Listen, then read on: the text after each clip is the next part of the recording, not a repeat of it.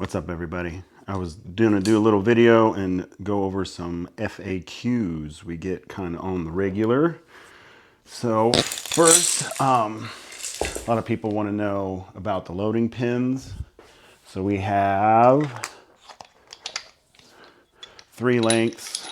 We got the 6-inch standard length pin, the 8-inch extended length pin, and then the 10-inch XL extended pin.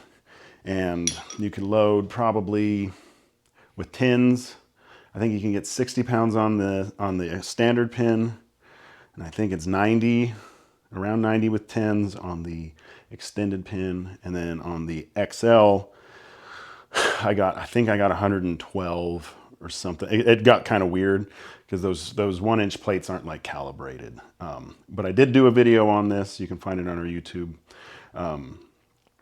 And I put tins on all the plates. I used my 42-inch handle, or I put tins on all the pins, and then scaled them out with my scale. So, I mean, everyone's scale is going to be a little bit different. But that's what we got, and that's what I would say. So I often recommend people just start with the standard pin. You can get 45 pounds on there with 1-inch, or with the 1-inch standard 5-pound plates, which, you know, if you're a beginner, 45 pounds is going to be a pretty solid load. So you can start there. Then you can get 10-pound plates, which some people say they're too wide, but they're really not. And then you can get it up to 60 or so. And then if you want to do the big stacks, you can get the 8 or the extended and the XL pin if you want to do big stacks of 5s, big stacks of 2.5s, whatever. Big stacks of 10 if you can do it. So those are our loading pins. Then next up, people are curious about the handles and like what they weigh empty. I use a 42 and a 36 for my training. And I think the 42 is right around 7 pounds and the 36 is probably around 6, 5.5, 6. That length of pipe is really not that heavy. Like the handle itself is really not that heavy. So, you know, the club handles are going to be the standard, the caddy club's probably 4 pounds and the shorty's probably 3. You know, it's something like that. I just recommend everybody, if you want to be serious about it, you know, if you're logging your training, you can either count the stacks of plates you put on there or just get a cheap bathroom scale and keep it in your gym, weigh it before you swing it. Because there's a lot of people that will talk about what weight they're swinging, but they're not weighing the handle also. And, you know, the whole thing is the whole thing. So you might as well weigh the whole thing because you're missing out on possibly 10 pounds, you know, in your logging or bragging, either one. Because I'm pretty sure my 42-inch handle with a 10-inch loading pin is right around 10 pounds. So there's weight there. So just scale it. That's the easiest way to do it. The next, some people ask about the pin threading in all the way to the handle, and it does. That's how I ship them. I put it all together, thread the loading pin all the way into the handle, and then I box it. So when you buy one, it'll be threaded all the way in. It's fairly obnoxious to thread it all the way in, which is also why I recommend people start with the 6-inch or the standard pin. Because the 10-inch one, you know, if you're putting a 1.5 on a 10-inch pin, that's a lot of time to screw that all the way on and off. So if you're just starting out, that's something to take into consideration, is the time it's going to take to thread it on and off.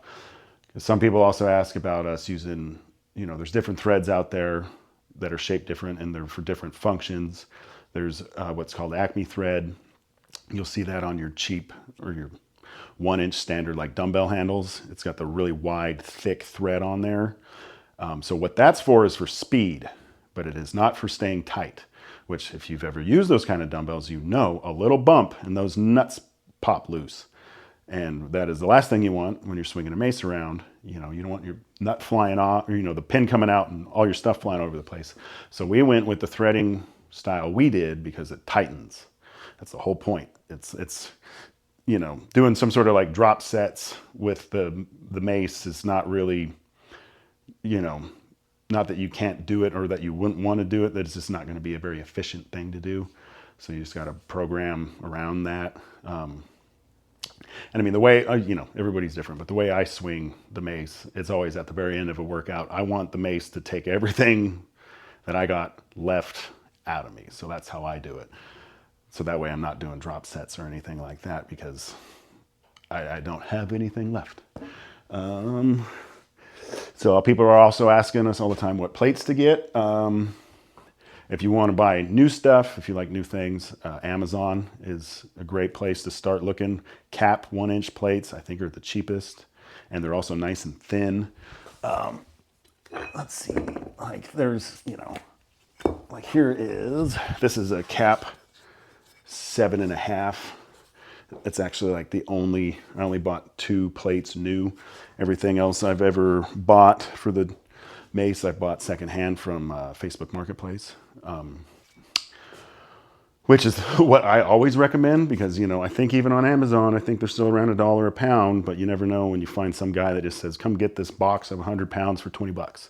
You know, that's happened to me a bunch of times where I've gotten a ton of plates for almost no money. So that's what I recommend.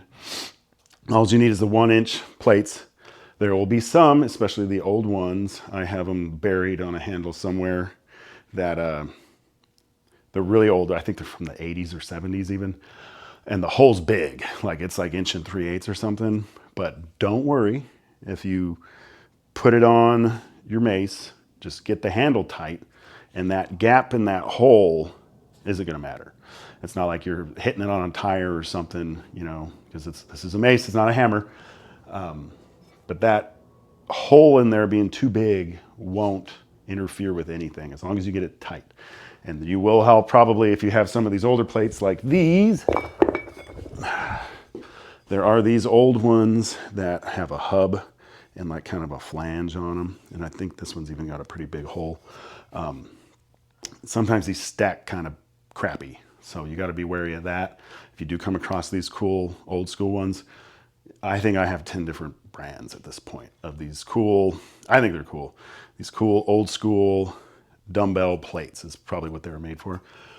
But something to keep in mind, you know, is that when it's got the hub and the flange on there, sometimes they don't line up right and you'll think you got it tight and then it barely bumps and stuff shifts around and it settles and then it tightens up a little bit more. So something to be wary of. Oh, and then next we got our club lengths that people ask us about. So we have like the standard caddy club, which is this guy right here. So this is the handle length itself is 24 inches. So this is technically more of like a bulava is what this would be called. So it's like a short club. But the thing with it is you can do plenty of single arm club work with it, but also do two-handed heavy stuff with it. And it just gives you just a little bit more length to work with versus, you know, the shorty, which is like this guy. This guy is our 18-inch shorty. So this will probably measure out a lot closer to what a lot of people see online as far as like fixed weight clubs.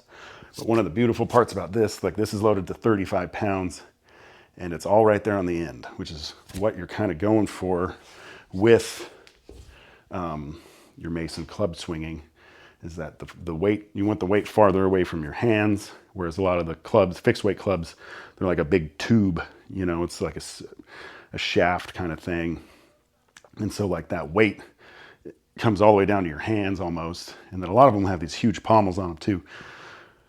So people will be like, oh, I'm one arm milling a 50-pound club, but I bet you 35 pounds on the caddy club, on the shorty, either one would feel way heavier and give you a lot more of what you're going for, getting that torque and all that other stuff. Because that's the point. That's what we're trying to do. But anyway, I've been yapping for a little while. If you guys have any questions out there, either feel free to post them in the comments or message us. You know, we're always down to help out and give our 2 cents on all these things. So let us know what you think, and we'll catch you on the next video.